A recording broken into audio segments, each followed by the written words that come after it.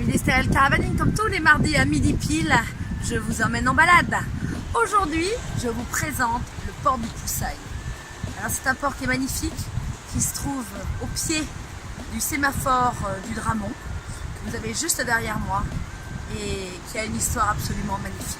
Au XIXe siècle, les pêcheurs raphaélois posent de préférence leurs filets dans les alentours de l'île d'Or, endroit riche en poissons et en crustacés. Leurs bateaux à l'époque fonctionnent à la rame ou à la voile. Ils sont donc tributaires des vents pour évoluer. Les filets et les nasses sont posés en fin d'après-midi, à la belle saison. En attendant de les relever, ils passent la nuit à bord de l'embarcation.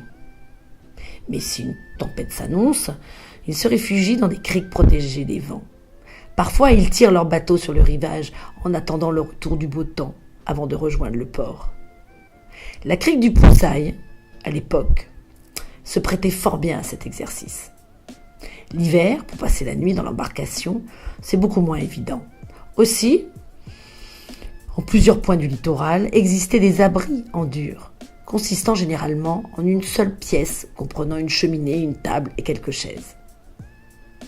En 1829, la prud'homie des patrons pêcheurs de Saint-Raphaël demande à la municipalité qu'il lui soit permis de construire un abri en dur à la crique du Poussail, d'une superficie de 12 mètres carrés, pour accueillir les pêcheurs en hiver, dans la saison rigoureuse. Ce petit port que nous avons sous les yeux, de 64 anneaux, fait le régal de tous les Raphaélois, et tout particulièrement des Dramontois. J'espère que l'histoire vous aura plu. Je vous dis à bientôt et à mardi prochain. Au revoir.